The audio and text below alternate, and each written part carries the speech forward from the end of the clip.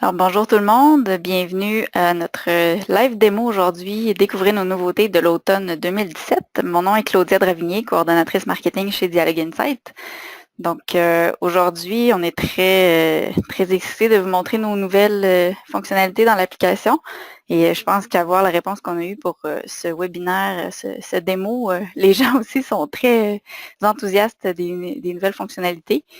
Donc, aujourd'hui, nos présentateurs, nos habitués, Alexandre Touin, directeur expérience client, et Sébastien Pelletier, directeur produit. Donc, bonjour les gars. Bonjour. Bonjour.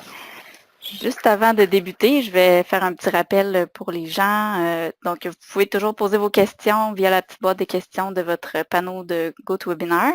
On va prendre les questions à la fin. La présentation est enregistrée et on va vous envoyer par courriel la vidéo de la présentation demain. Donc, ne vous gênez pas pour poser toutes vos questions. On a un petit peu plus de temps aujourd'hui, donc vu qu'on avait beaucoup de choses à présenter, la présentation dure 1 heure comparativement à notre habituelle demi-heure. Donc, sans plus tarder, je laisse la parole à Sébastien ou Alexandre. Ça va être Sébastien principalement qui va parler aujourd'hui parce que les fonctionnalités, il y en a beaucoup à vous montrer. On va le laisser commencer. Moi, je vais plus être là pour vous expliquer un peu les nouveautés, qu'est-ce que ça implique, qu'est-ce que ça comporte, puis comment on peut en profiter au niveau marketing. Oui, en effet. Donc, on va commencer par les plus petites choses, comme par exemple l'ajout d'un modèle de message. On en a rajouté une dizaine. On va en avoir plus que ça éventuellement. On travaille en continu là-dessus. Donc, pour ceux qui n'avaient pas remarqué, les modèles de message Dialogue Insight sont rassemblés par thème maintenant. Donc, vous pouvez les rechercher par thème qui est plus propice selon vos communications. Et on en a un qui est générique, qui va en avoir des plus davantage génériques éventuellement. Donc, c'est seulement ça, l'ajout des nouveaux modèles. Si on continue dans la même lignée des messages, nous avons rajouté aussi le bloc RSS dans les modèles de messages Dialogue Insight. Donc, juste mentionner rapidement, les modèles qui ont été ajoutés, ils sont tous responsive, donc ils peuvent s'afficher sur mobile sans aucun problème.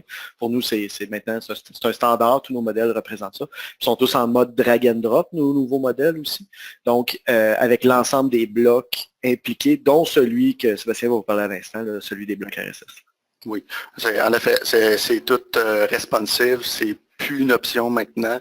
Donc, tout ce qu'on fait dans la plateforme, que ce soit des messages comme ça, des pages de destination comme on va voir tout à l'heure, on les fait tous responsive pour les appareils mobiles. Donc, si je prends n'importe quel message au hasard, et puis je vais aller ajouter un bloc RSS à l'intérieur. Donc, je vais aller chercher un message un petit peu plus simple ici. C'est sûr que le requis pour avoir ce genre de c'est que votre site ait un fil RSS. Ça aide pour pouvoir mettre un fil RSS. Ce que ça va faire, dans le fond, c'est que ça va sauver du temps au niveau de la création. Au lieu d'aller comme créer les contenus autant sur votre site web que dans la plateforme, mais on donne le flux RSS directement au modèle qui, lui, va aller chercher les X derniers articles à afficher selon la mise en page qu'on va vous montrer. Oui. Donc, je glisse un bloc RSS, je double-clique pour aller éditer les options. Donc, tout simplement, ici, j'ai un exemple d'un fil RSS de la presse que je mets ici. Je dis au message d'aller chercher les informations par l'icône qui est ici. Et on choisit d'afficher le nombre d'articles dans le fil RSS, toujours en ordre du plus récent par la date. Donc, ça va apparaître bientôt. Et on choisit... Oui? Non, vas-y. Et on choisit différentes options d'affichage parce qu'un fil RSS contient évidemment un titre, une catégorie à l'occasion, une description, une image. Donc, on peut choisir qu'est-ce qu'on affiche ici et d'autres options de style habituel comme les autres blocs de contenu. C'est vraiment basé sur les standards dans les fils RSS. Donc, si votre site en comporte déjà un, mais ça va fonctionner dès l'ajout finalement de ce bloc-là. Il y a aussi plusieurs types de configurations qui vont pouvoir être faites, particulièrement au niveau de la disposition. On voit les petits encadrants grisés qu'on va pouvoir vous montrer sous peu. Dans le fond, est-ce que l'image apparaît au-dessus, en dessous, etc. Oh, j'ai peut-être un petit problème de rafraîchissement ici, de mon fil. Un instant, je vais aller vérifier.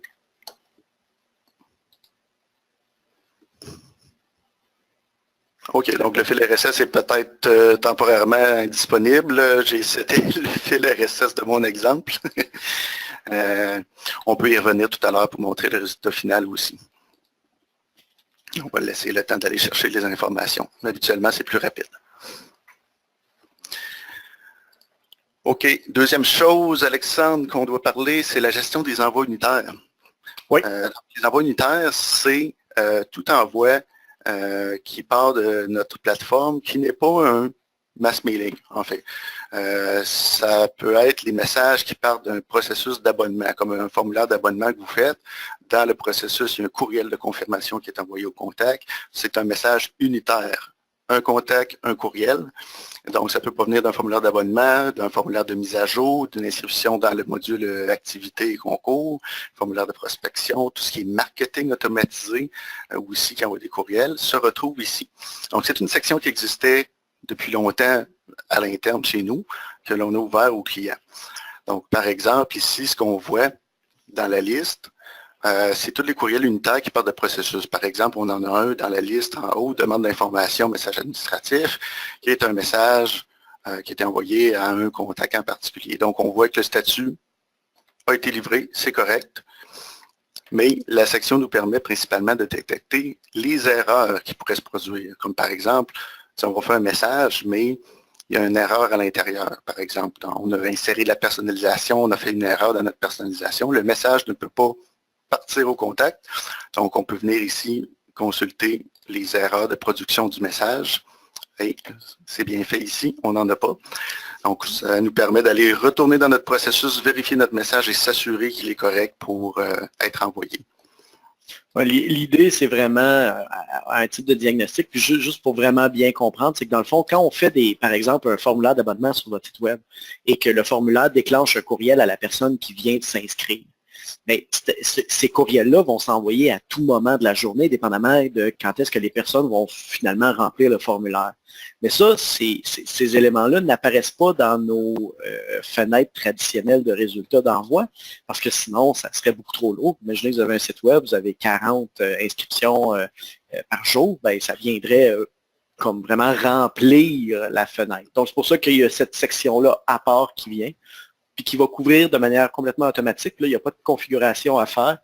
Ça va couvrir vraiment tous les messages unitaires qui vont se déclencher à partir de la plateforme, au travers de toutes les sources là, que Sébastien a déjà nommées, qui sont affichées à l'écran.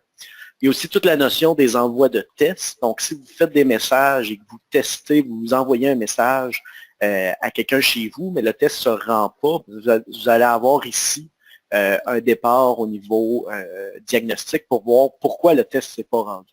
Donc, c'est vraiment un outil qui va servir à ça.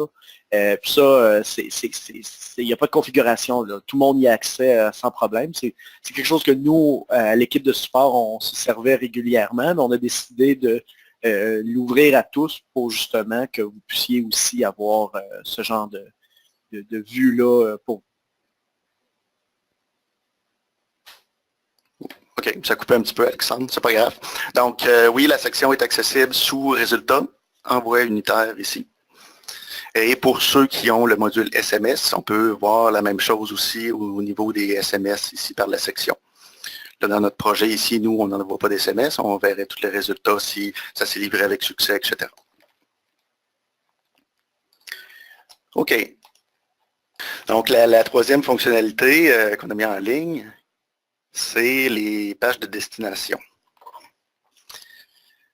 Ouais. Une page de destination, avant qu'on montre la fonction, comment que ça fonctionne, juste pour bien comprendre, dans le fond, c'est vraiment une page qui va se générer au travers du système, qui va être accessible sur le web, mais qui va être surtout accessible directement au travers un envoi que vous allez faire. L'idée, c'est un envoi ou une action marketing que vous allez faire. L'idée, c'est de vraiment avoir une page dédiée, finalement, à une stratégie marketing que vous mettrez en place. J'ai un exemple au hasard. Exemple, vous êtes Desjardins, vous voulez faire la promotion d'une certaine carte de crédit. Ben, vous pourriez faire une page au travers de cet outil-là pour non pas l'ensemble de vos cartes de crédit, mais vraiment pour une seule carte de crédit dans laquelle vous allez pouvoir faire vos promotions. L'idée, c'est pas de remplacer votre site web, mais votre site web va souvent avoir, par exemple, dans sa page carte de crédit, il va avoir 50, 60 liens possiblement. Donc, c'est dur après ça de calculer la conversion. Une page en mode landing page va souvent avoir un nombre beaucoup plus réduit de boutons, de liens, de call to action. Donc, à ce moment-là, c'est plus facile et c'est plus simple de calculer la conversion. Aussi, ça met vraiment l'emphase sur le message que vous voulez, que vous tentez de passer. C'est vraiment des pages qui se génèrent rapidement et qui permettent de vraiment se concentrer et de faire vraiment au niveau de vos campagnes, d'avoir le bon message. Ça demande un peu de configuration, cependant, pour pouvoir bien le faire. Sébastien va vous montrer autant la configuration que le résultat finalement de comment ça se travaille. Oui. Au niveau de la configuration, c'est très, très simple. La première fois que vous accédez aux pages de destination, c'est pas ça qu'on voit à l'écran présentement. Ça vous demande de l'activer, de vous choisir un nom de domaine. Donc, un nom de domaine générique que la plateforme Dialog Insight vous offre. Donc, vous pouvez le personnaliser et au besoin, vous pouvez aussi vous créer des domaines personnalisés à vous. Comme par exemple, on en a fait une ici, un nom de domaine personnalisé, donc page.escapade.tv. Et après ça, nous avons le nom de notre page. Donc, c'est des configurations très simples pour débuter l'utilisation des pages de destination. Donc ici, j'ai un exemple d'une promotion automnale. C'est un compte démo ici qu'on a. Ma page s'appelle Promotion automnale. Mon lien est le suivant que je peux partager sur mes publicités ou sur mon site web, peu importe. Et je vais avoir les statistiques aussi de visite et de conversion de mes gens. Présentement, les seuls types de pages que l'on supporte, c'est les pages de clic qu'on appelle. Il y a les pages avec un formulaire, en fait, qu'on arrive sur une page avec un formulaire que l'on complète pour télécharger, par exemple, un document. Mais pour l'instant, en phase 1, ce qu'on a mis en ligne, c'est les pages de clic. Donc, on a une page avec un appel à l'action, un bouton, une image à cliquer qui nous apporte à un site web, par exemple, pour acheter un produit. Donc, ça parle du produit. On clique, on arrive pour acheter le produit, etc. Donc, ici, c'est une page arbitraire qu'on a fait. Donc, si j'ouvre la page, qu'est-ce qu'on a? Nous allons voir évidemment les statistiques de visite, les visiteurs totaux, les visiteurs connus. Donc, si vous envoyez la page par un message courriel dans la plateforme Dialog Insight, quand les gens le visitent, on les reconnaît. Donc, on a les visiteurs connus, où on va pouvoir avoir la liste de ces gens-là dans notre projet. Et avec les outils habituels de contact, faire des groupes, des segments, on va pouvoir segmenter les gens qui ont visité telle page en particulier pour une période donnée si on veut. Et on va pouvoir aussi cibler les gens qui l'ont visité et qui ont converti. On fait l'action, l'objectif de la page. Donc, on va pouvoir faire ça et faire, comme on peut faire du ciblage, envoyer des messages ciblés par après à ces gens-là. Le deuxième tableau qu'on a, c'est pour faire des tests A/B split. Donc, par défaut, on va avoir une seule version, mais on peut faire plusieurs versions avec, par exemple, si on veut tester notre page avec des couleurs différentes, des emplacements d'appel à l'action différents, etc. On peut faire plusieurs versions de page. Pour ceux qui connaissent les messages multiversions, ça ressemble un peu à ça. Et puis, on va pouvoir éditer le contenu indépendamment chacune des autres. Et c'est Oui?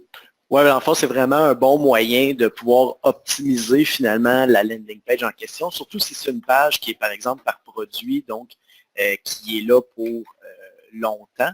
Mais dans ce cas-là, vous pouvez vraiment la tester dans le temps de manière continue. Ici, ce qu'on voit, c'est qu'il y a 3 versions de la page qui ont chacun un poids semblable, 33, 33, 34. Dans le fond, ce que ça fait, ça, c'est le pourcentage d'affichage de cette page-là. Donc, la version A va apparaître dans ce cas-ci 34% du temps, alors que la version B et la version test va apparaître dans leur cas 33% chacun du temps. De cette manière-là, le trafic est séparé dans vos différentes versions. Vous pouvez voir autant le trafic par version, les conversions, etc., basé sur les objectifs qui ont été qui ont été programmés plus haut, comme Sébastien le disait. Puis ensuite de ça, vous allez pouvoir déterminer finalement quelle version va être la version gagnante, donc la version qui va devenir la version à 100%. Donc, c'est une manière que vous avez de vraiment optimiser les pages. Comme Sébastien disait au niveau des tests, souvent, ça va être des questions d'affichage. Il mentionnait les couleurs, c'est un exemple. Ça peut être des images qu'on change. Ça peut être le texte qu'on change complètement. Donc, il y en a une qui peut avoir un ton complètement différent de l'une par rapport à l'autre. Et aussi l'emplacement des boutons, des call to action, etc. Donc, un ensemble de facteurs comme ça que vous pouvez tester sur différentes versions. Et ensuite de ça, vous pouvez faire votre choix. À ma connaissance, Sébastien, il n'y a pas de limite à terme de version, si ce n'est le temps qu'on est prêt à mettre là-dessus.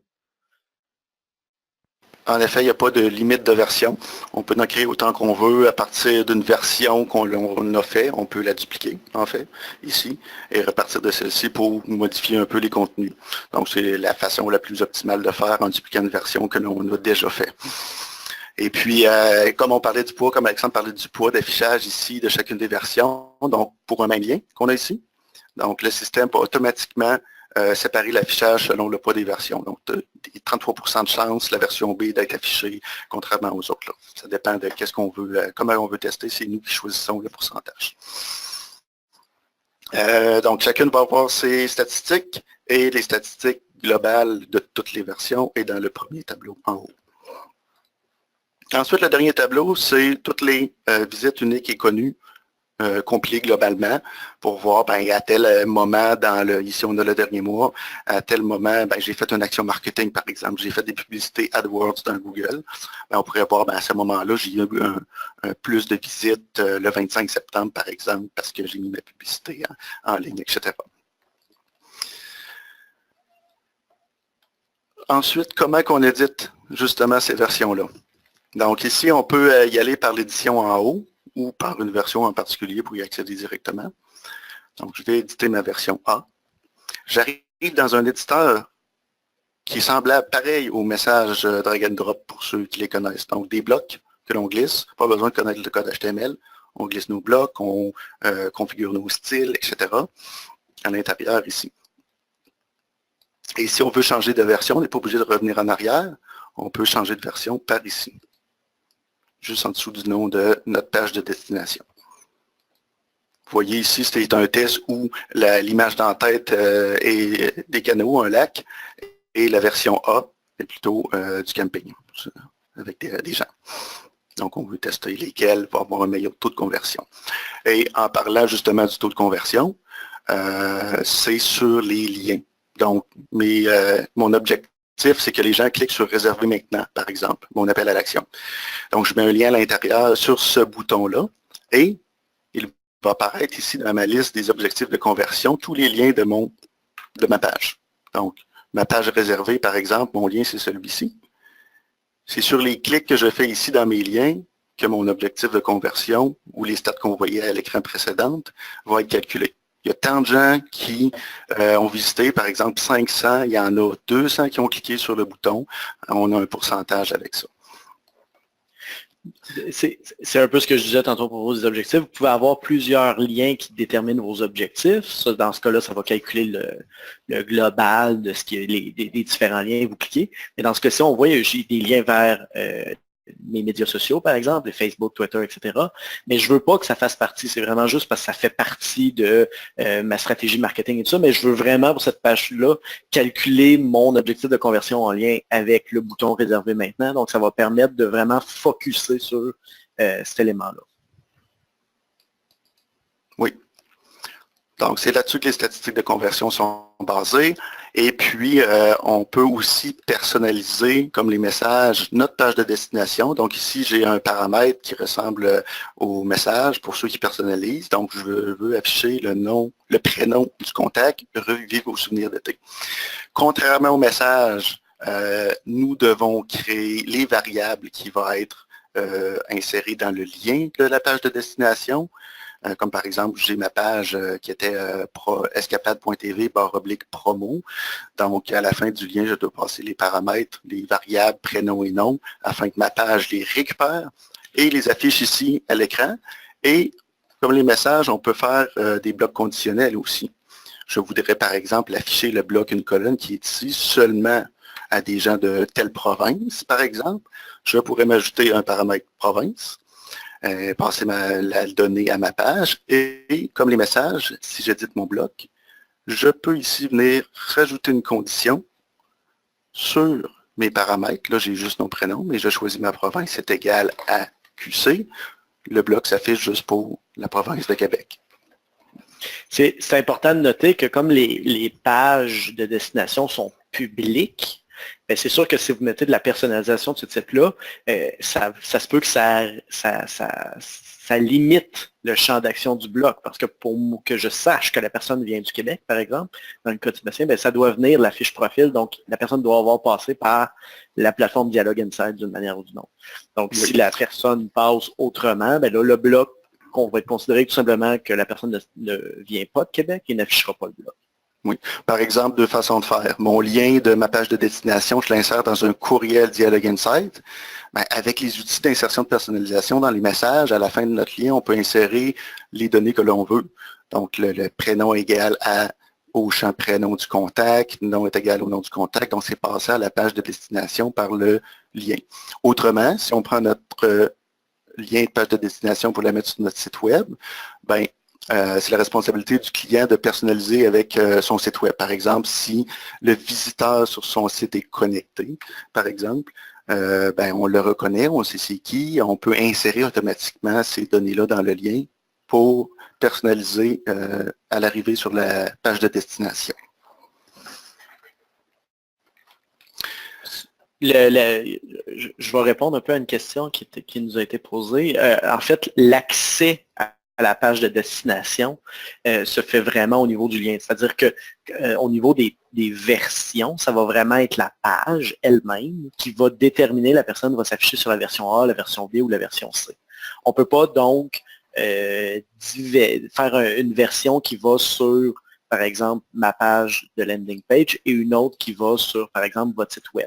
La seule manière de faire ça, c'est vraiment de séparer les liens et de codifier finalement au niveau de l'appel à l'action lui-même et non pas au niveau de la page. La page ne fera pas une redirection vers votre site web. C'est vraiment, l'objectif, c'est vraiment de contenir l'ensemble de l'information à travers les landing pages. Oui. Donc, une fois qu'on a mis notre contenu, selon la même procédure que les messages courriels, juste une petite note, on a le bloc vidéo. Ça, c'est le fun parce que le vidéo va jouer directement dans la page web, contrairement au message courriel où c'est plus difficile, c'est pas supporté dans toutes les plateformes. Ici, on parle d'une page web. Donc, un lien vidéo va pouvoir être inséré, comme par exemple ici, je glisse mon bloc vidéo et puis je vais pouvoir insérer un lien YouTube ou Vimeo ici et automatiquement, ça va générer l'image. Et lorsque l'on clique, ça va jouer directement dans la page au lieu de, contrairement à un courriel, être redirigé sur une page web faite pour jouer la vidéo. C'est un bon moyen, justement, si je vais revenir avec mon exemple de la promotion de carte de crédit, bien, de montrer, par exemple, l'utilisation de la carte de crédit ou quelque chose de vraiment plus interactif. On est vraiment dans une page qui est finalement dédiée à un élément plutôt qu'à plusieurs éléments. Comme dans ce cas ici, c'est vraiment, mon objectif, c'est de faire la promotion d'un 3 nuits, d'un 4 nuits, dont la 4e est gratuite. C'est vraiment ça l'objectif de la page au complet. Et pour le reste, parce qu'évidemment, ce n'est pas le seul autre produit que cette marque-là va offrir, mais dans ce cas-là, ça va passer au niveau de différentes pages. Parce que là, on est vraiment sur l'édition d'une seule page, mais une fois que le module est activé, une fois que le module est accessible, vous pouvez en faire un plus grand nombre. Vous pouvez faire, par exemple, une page par produit sans aucun problème. Et ensuite de ça, dépendamment des campagnes que vous mettez en place, marketing complète, là, pas juste courriel, mais dépendamment des campagnes que vous voulez mettre en place, vous pouvez pousser finalement la page A ou la page B, qui celle-là, après ça, est testée selon les variantes que vous désirez. Puis comme Sébastien montre, on l'avait mentionné précédemment, mais c'est automatiquement responsive. Ce n'est pas de la programmation pour vous, ce n'est pas quelque chose que vous avez à vous occuper. Automatiquement, ce que vous allez construire au travers le gabarit va se faire de manière responsive.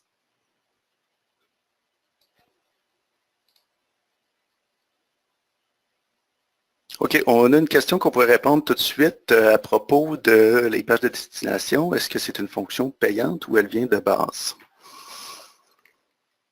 Alexandre, est-ce que tu peux nous en dire à ce sujet? Je pensais que tu étais pour répondre. En fait, ben, c'est un peu comme tout, ça dépend vraiment du forfait que vous avez. Fait que je vous suggère vraiment de prendre contact avec votre directeur de compte ou votre gestionnaire de projet, puis on pourra voir ce qui est possible. Pour certains comptes, c'est fourni. Des fois, ça demande un petit élément de paye. Donc, ça dépend vraiment du compte. Je conseille vraiment de contacter vos personnes ressources. Oui. Et pour terminer les pages de destination, évidemment, on doit la mettre en ligne, la publier, notre page, afin qu'elle soit accessible. Donc, à l'aide du lien de publication en haut à droite, on peut spécifier, je vais revenir au statut initial, là, je vais la dupliquer, dépublier au complet.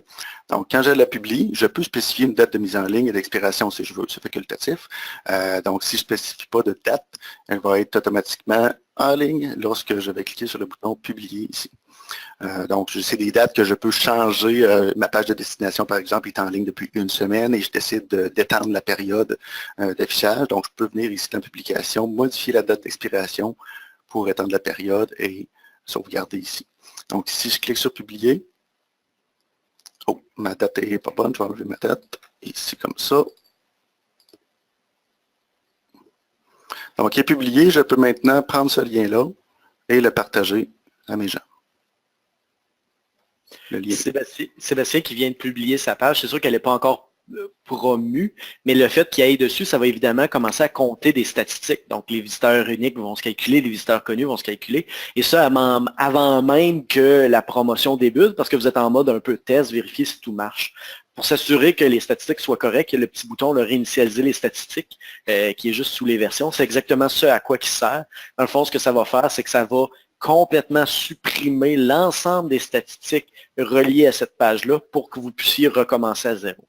Si par exemple ma promotion optionale, l'année prochaine, je veux exactement faire la même promotion, je n'ai pas le goût de faire une nouvelle page, je vais juste réactiver la page que j'avais créée l'année précédente, mais je peux tout simplement réinitialiser mes statistiques, m'assurer de les avoir, par exemple, autrement pour le moment, puis ensuite de ça, republier ma page sans aucun problème. Oui, c'est ça. En effet, ce serait les deux cas qu'on pourrait utiliser, les réinitialiser les statistiques. Lorsqu'on fait des tests, on publie notre page, on veut tester les stats, on les a. On réinitialise les statistiques, on met notre page en ligne officiellement. Donc, on n'a pas des visites tests à travers nos statistiques. Une autre chose à propos de ne pas avoir les statistiques de nous-mêmes internes qui visitent la page, nous pouvons spécifier des adresses IP d'un réseau dans la configuration des pages ici afin d'exclure nos visites internes de notre réseau. Donc, comme Google Analytics offre aussi, pour ceux qui l'ont, on peut spécifier des adresses IP pour exclure les visites sur le site web pour pas que ça calcule tous les collègues internes qui visitent nos pages de destination, par exemple. OK. Ouais, juste avant de passer à la prochaine, il y a une question là-dessus au niveau de la landing page. Est-ce qu'on peut capitaliser sur la landing page finalement dans nos autres modules, comme pour ne pas le nommer, marketing automatisé? Est-ce qu'on pourrait, par exemple, après une visite sur une page, est-ce qu'on pourrait automatiser pour que 2-3 jours plus tard, par exemple, qu'il y ait une campagne qui se déclenche spécifique? La réponse est oui, à l'aide toujours des groupes habituel. Donc, on peut se faire un groupe qui va cibler les gens qui ont visité ou converti dans une page de destination en particulier et utiliser dans les marketing automatisés l'action de condition. Donc, sur condition, 3 jours après le premier message, par exemple, qu'on lui a envoyé, 3 jours après, je vérifie à l'aide d'un point condition dans mon marketing automatisé sur mon groupe. Donc, ceux qui l'ont visité ou pas, selon ce qu'on veut, on va pouvoir prendre une branche différente, faire une autre action par après. C'est ça. Une fois, dans le fond, que landing page est activé dans votre compte, et que vous commencez à l'utiliser, ben, en fait, dès que c'est activé, la fonction va apparaître dans tous les outils habituels que vous avez. Là, groupe, pour ne pas le nommer, va apparaître directement dans la section comportement, dans lequel vous allez pouvoir voir la liste de vos différentes pages pour déterminer lesquelles vous choisissez. Autant au niveau des groupes simples que des groupes avancés pour ceux qui utilisent les groupes avancés. Oui, je le montre rapidement ici. Sous comportement, page de destination, et je vois mes pages qui ont été publiées et je peux cibler les gens ici.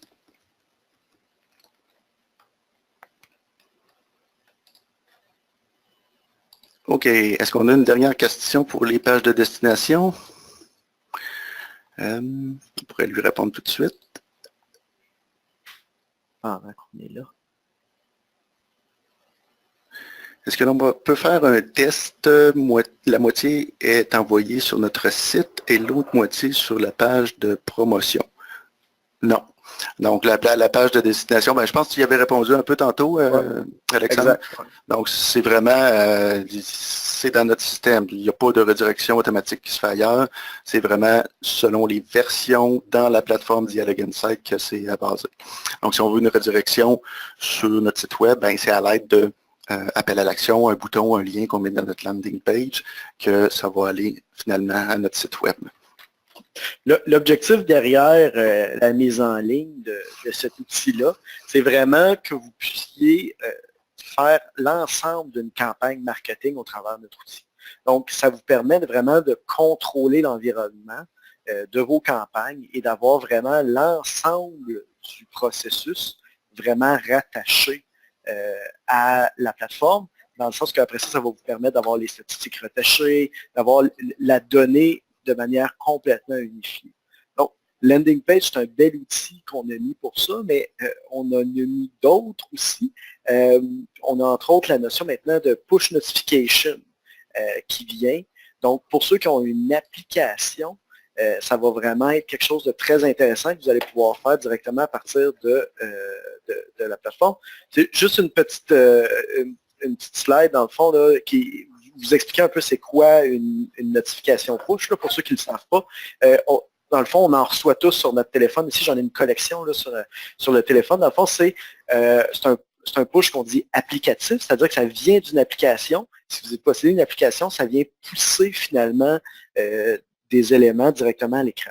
Ce qui est intéressant, le fait qu'on le relie avec la plateforme, c'est que ça vous permet d'utiliser tous nos outils de personnalisation rattachés à ça. Par exemple, vous pourriez mentionner le prénom de la personne directement dans la notification, ou des éléments comme ça, ou segmenter, dire ben, je veux pousser ma notification seulement aux gens qui évidemment ont l'application, mais aussi aux gens du Québec, par exemple, ou les gens qui ont eu plus de 150 $ de transactions durant la dernière année. Bon, c'est toutes des choses que vous pourriez mettre en place pour vraiment aller personnaliser ces push-là. Aussi, ben, souvent, les gens trouvent que ça ressemble beaucoup au SMS. C'est vrai, ça ressemble beaucoup au SMS, sauf que ça a différents avantages. Premièrement, ben, il y a, comme c'est mentionné, il n'y a aucun coût pour l'utilisateur. C'est-à-dire qu'un SMS, quand j'en reçois un, je paye, j'ai un forfait pour ça, ça me coûte des sous. L'application, officiellement, ça n'a aucun coût, je n'ai pas de coût unitaire comme le SMS en a. Ensuite de ça, ben, au niveau des permissions, souvent avec tout ce qui est arrivé avec la loi C-28, avec toute la notion des courriels, c'est venu bouleverser beaucoup notre manière de fonctionner pour beaucoup de clients, puis ils ont dû s'ajuster à cette nouvelle réalité-là.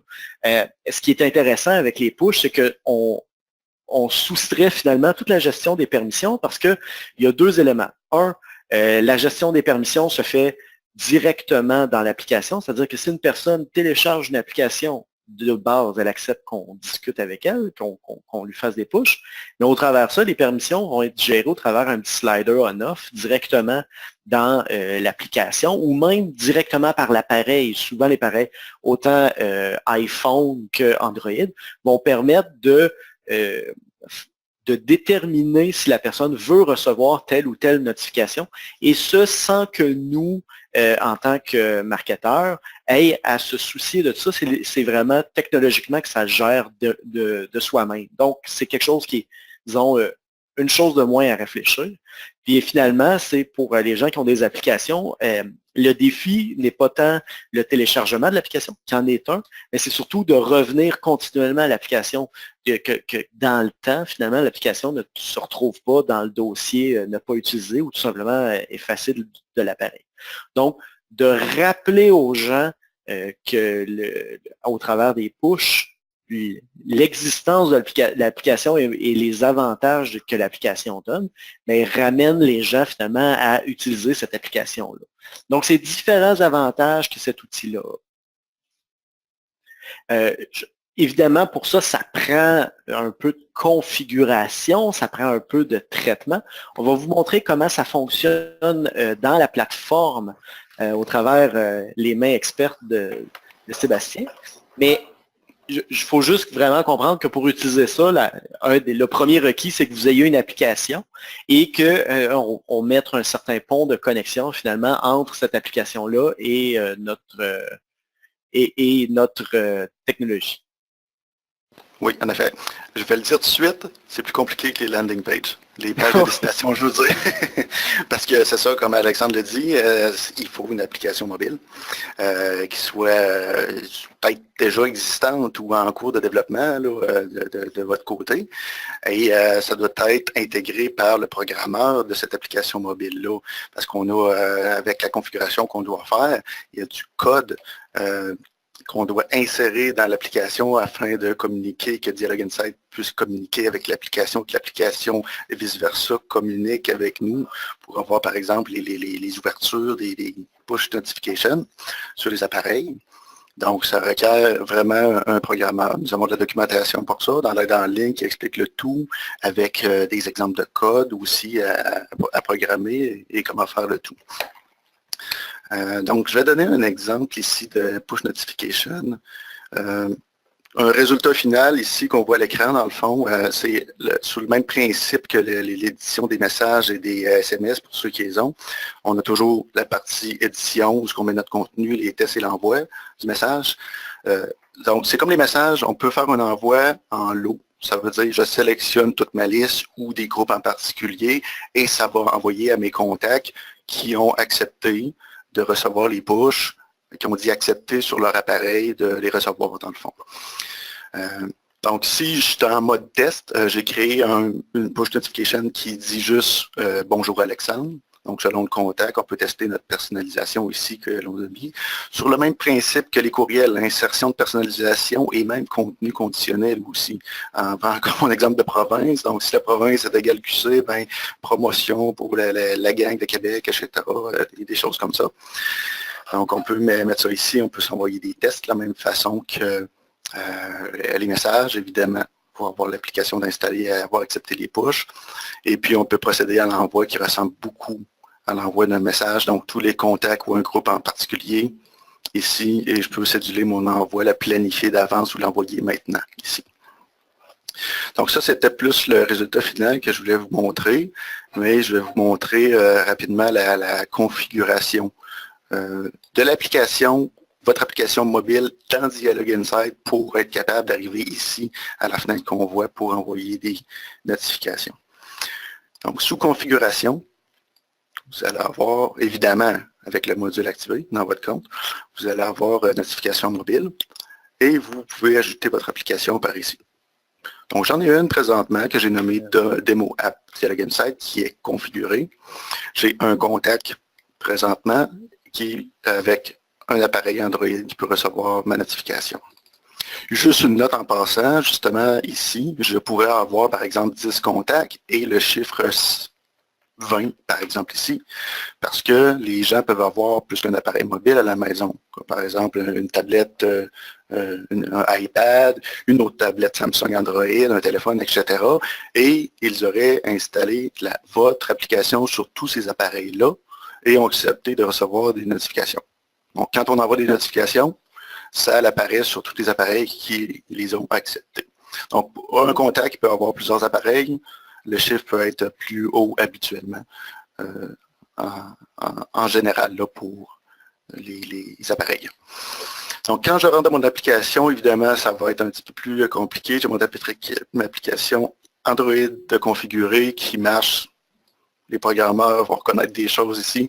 Donc, c'est une configuration qu'on doit faire dans notre application de gestion. Là, nous, on fonctionne avec Google Firebase. C'est l'outil pour faire des projets, pour recevoir les push notifications.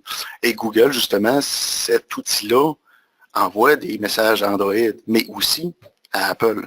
On n'est pas obligé de passer par Apple directement. On peut gérer tout ça dans l'application Firebase de Google.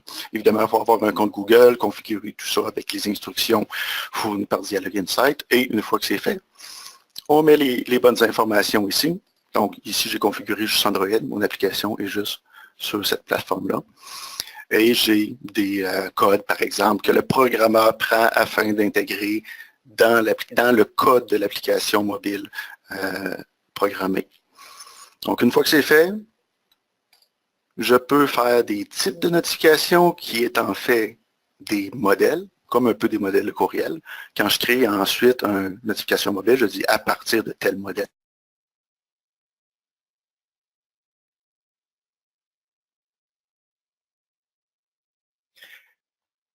Oh, Sébastien, je pense qu'on t'a perdu au niveau du son.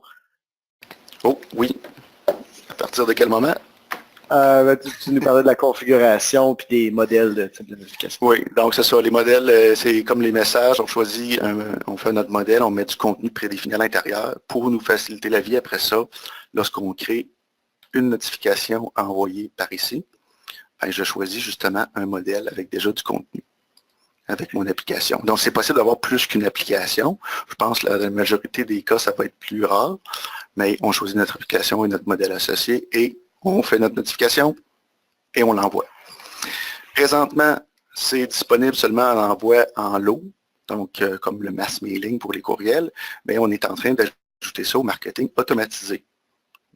Donc, on va pouvoir, à certaines étapes de notre marketing automatisé, envoyer une notification mobile ou un SMS ou un courriel. C'est important de noter qu'au niveau de la notification mobile, on supporte à peu près tous les standards au niveau du push lui-même. C'est-à-dire, par exemple, ici, ce qu'on voit, c'est que ça dit « Bonjour Alexandre »,« Hi Alexandre ».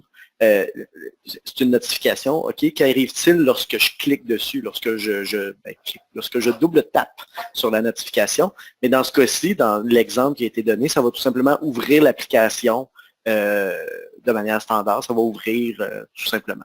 Par contre, c'est tout à fait possible, puis ça demande un peu plus de configuration, mais c'est possible de mettre ce qu'on appelle des deep links qui permet de aller à des pages spécifiques dans l'application aussi.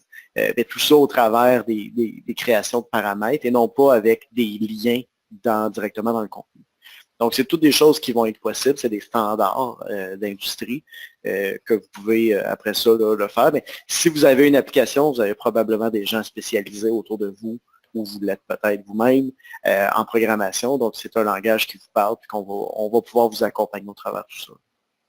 Oui, c'est ça. En effet, justement, dans notre modèle, c'est là qu'on va, notre type de notification qu'on voyait tout à l'heure ici, on peut définir des variables, dans le fond, que lorsque les gens ouvrent la notification, cette variable-là est reçue par l'application mobile et fait un traitement avec ça, comme par exemple rediriger à tel endroit dans l'application ou afficher une information, peu importe qu'est-ce qui est programmé dans l'application mobile.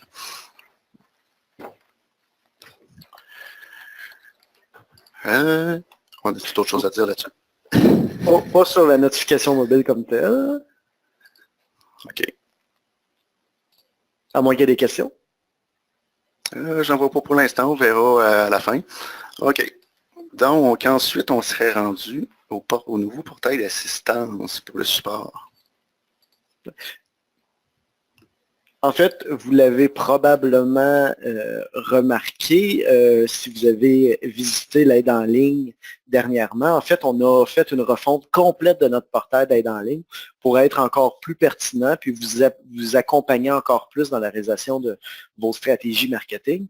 Donc, maintenant, il y a, bien évidemment, on a un engin de recherche qui vous permet de faire la recherche sur l'ensemble de nos sections, parce que dans le fond, ce qui est nouveau, c'est beaucoup qu'on a créé de multiples sections pour encore plus grossir finalement les articles ou les informations qu'on peut vous donner. La première, c'est l'aide en ligne. L'aide en ligne, en fait, c'est exactement ce que vous êtes habitué. C'est les mêmes contenus. Donc, toujours séparés par section, sous format d'article. Donc, on a vraiment l'ensemble de l'aide en ligne qui est là, toujours accessible, comme je disais, par l'engin de recherche ou par d'aller chercher le bon article directement. Donc, c'est sensiblement la même chose. La seule différence qu'on a avec l'ancienne aide en ligne, à part une refonte évidemment visuelle, c'est que dans un article donné maintenant, vous allez pouvoir avoir l'option de déterminer si le texte vous a été utile ou non. Donc, à la fin de l'article, il y a un petit oui ou non si c'est un article qui vous a aidé. Je vous suggère de l'utiliser. Nous, ça va nous permettre de justement savoir comment améliorer, quel texte mérite peaufinement. Donc, je vous suggère fortement d'en profiter.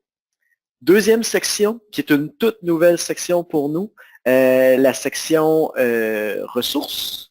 Donc, si on va sur la section ressources, en fait, ça va être des articles qu'on va créer qui vont être plus une explication globale d'un élément précis.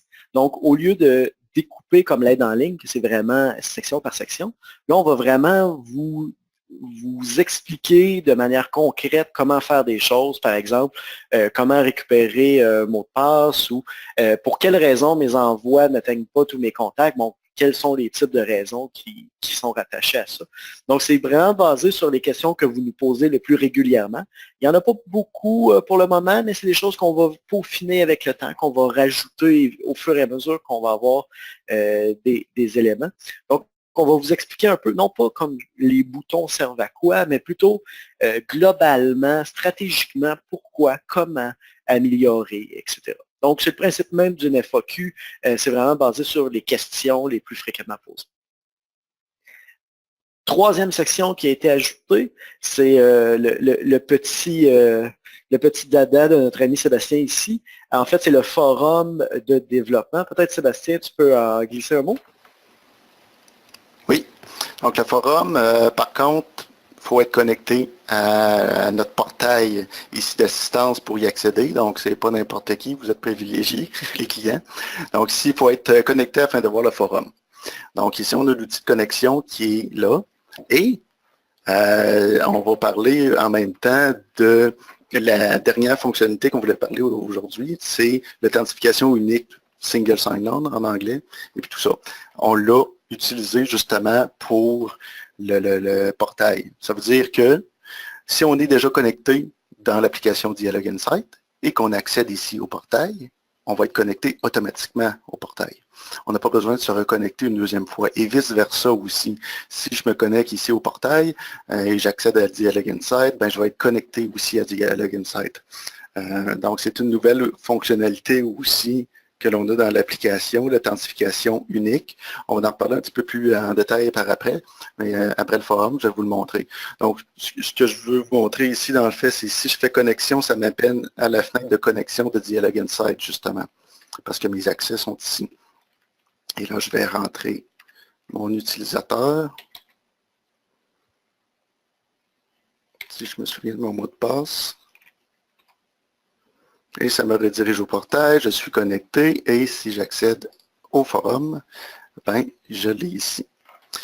Donc ici, pour l'instant, il n'y a pas beaucoup de choses, il y a des suggestions. Donc, vous pouvez accéder ici et soumettre des suggestions que vous auriez sur la plateforme. Et puis, à l'occasion, je vais en mettre aussi des suggestions où vous allez pouvoir voir c'est quoi la suggestion et voter aussi. Moi aussi, j'aimerais ça avoir ça, par exemple, et mettre vos commentaires sur la suggestion. Donc, on va aller voir ici à quoi ça ressemble. L'idée, c'est vraiment de vous donner peut-être une petite fenêtre sur notre roadmap, finalement, de voir justement qu'est-ce qui s'en vient, qu'est-ce qu'on veut créer, puis de vous participer aussi à ça en faisant vos propres suggestions. Oui. Donc, j'ai des exemples ici qui vont avoir différents statuts. Donc, des statuts récents, c'est en cours de développement, ça a été implémenté, ça a été reporté, ça a été rejeté, etc. Différents statuts. Donc, justement, on en a un ici, le bloc RSS qui est mis en œuvre, ça veut dire qu'il a été il est présentement en ligne. Et puis, on en a un autre ici qui est en cours de développement, le bloc compte à rebours dans les courriels. Donc, si je vais voir dessus, ben, je vais voir c'est quoi. Pouvoir utiliser un compte à rebours dans les messages glissés-déposés, drag and drop, avec un exemple ici. Donc, un compte à rebours ici, un exemple. Et sur cette suggestion-là, je peux répondre, mettre un commentaire. Je peux suivre la discussion pour recevoir des notifications quand il y a un changement dessus. Et je peux voter. Aimez-vous cette idée? Bon, on clique dessus, on dit oui, c'est correct, je n'aime plus, on peut faire ça et rentrer un commentaire ici. Donc, ça nous permet d'avoir plus d'interaction avec nos utilisateurs. C'est le fun d'avoir de vos commentaires, négatifs ou positifs. Donc, vous pouvez utiliser la place qui est ici pour vous. D'ailleurs, merci à Catherine Veilleux, la première cliente qui a mis quelques idées d'amélioration. Je ne sais pas si elle est en ligne. Merci. Oui, ça va être traité sous peu, on l'a vu, et on va traiter les points mentionnés. Dernière section, finalement, c'est toute la section ticket. Dans le fond, depuis la fin de l'année dernière, à peu près, vous avez sûrement remarqué qu'on est passé avec une vue de ticket plutôt que de tout simplement demande par courriel, c'est-à-dire qu'on vous attribue un numéro, c'est plus facile pour nous de faire un suivi. Bon, ici, vous allez pouvoir voir le statut de vos tickets en cours. Donc ici, j'ai un détail, j'ai un ticket, par exemple, qui a été fait et j'ai le statut qui a été résolu. Et ensuite de ça, j'ai aussi la possibilité de créer de nouveaux tickets directement. Pour ceux des gens qui sont habitués d'utiliser le formulaire qui est directement dans Dialogue Insight, vous voyez, c'est exactement le même. Donc, l'un ou l'autre nous projette la même chose. L'adresse support fonctionne toujours, mais on vous suggère fortement d'utiliser cette fenêtre-là afin que, parce qu'en fait, quand vous remplissez ça, le système log un paquet d'informations, par exemple, quel type d'ordinateur vous utilisez, vous êtes sur quel browser, etc.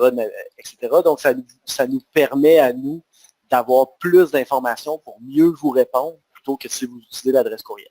Oui, entre autres, ça nous soumet automatiquement votre nom de compte, votre nom de compagnie dans la plateforme et dans le projet dans lequel vous êtes. Donc souvent, on reçoit des demandes de support et on ne sait pas tout à fait dans quel projet le problème se produit. Donc avec ce formulaire-là, on a l'information automatiquement. Exact. Donc, n'hésitez pas à l'utiliser de cette manière-là. Et ça fait un peu le tour du portail de Freshdesk. Oui. Donc, on en a parlé un petit peu, SSO, tantôt, ici. On va retourner pour parler de l'authentification unique. Justement, j'ai parlé un peu au début de portail d'assistance. Veux-tu parler un petit peu là-dessus, Alexandre? Oui, ben en fait, pour ceux qui connaissent le single sign-on, dans le fond, c'est la possibilité de vous connecter une seule fois puis d'accéder à plusieurs outils. Comme là, on vous l'a montré entre le portail d'assistance et Dialogue Insight. Dans le fond, c'est deux outils qu'on utilise. Ben, les deux vous permettent de partager un login. Ça fonctionne exactement de la même chose, mais quand on peut l'installer pour que ça fonctionne aussi avec vos systèmes maison. Donc, par exemple, pour les gens qui ont, ça pourrait être lié à votre login de poste, pour ceux qui ont des postes identifiés, ce qui fait que quand vous êtes logué dans votre ordinateur, parce que vous avez marqué nom d'utilisateur, mot de passe, vous n'avez pas un deuxième indiqué à Dialogue Insight, parce qu'on nous passe cet utilisateur-là directement. Donc, ça vous permet d'améliorer. Si vous avez plusieurs systèmes, un CRM et Dialogue Insight, ça permettrait de faire le même genre d'informations, donc de limiter finalement le nombre de fois que vous avez entré votre nom d'utilisateur et mot de passe. C'est purement une manière un moyen pour vous que ce soit plus agréable de passer d'un système à un autre. Ça demande un peu de configuration technologique, évidemment, mais pour ça, juste pour savoir, dans le fond, nous, on utilise le standard qui est le SAML 2.0. Donc, à partir de ce qui est vraiment comme le standard en single sign-on. Donc, si vous parlez à vos développeurs en disant hey, j'aimerais ça connecter ça vraiment avec mon Exchange, ben, lui mentionner qu'on supporte ça, puis il va tout de suite pouvoir vous dire si de son côté c'est possible ou non. Et à partir de là, ben, on pourra faire un appel ensemble pour vérifier finalement les possibilités, puis voir la méthodologie pour implanter ça. C'est un projet qui, évidemment, doit se faire en collaboration. Nous, on a de la configuration à faire dans Dialog Insight. De votre côté, vous en avez à en faire dans vos systèmes, juste pour s'assurer que le niveau de sécurité, finalement, soit respecté, parce qu'il y a toute la question de la sécurité au travers de tout ça. Mais une fois qu'on s'entend bien, c'est des projets qui se font très, très bien. En effet, je pense que ça fait le tour. J'ai rien d'autre à dire là-dessus. Donc, c'est principalement, une petite note pour finir, c'est principalement pour les grosses entreprises qui ont des systèmes internes et puis peut-être relativement beaucoup d'utilisateurs et ne veut pas manuellement dans l'application Dialog Insight créer en double les utilisateurs qu'il faut.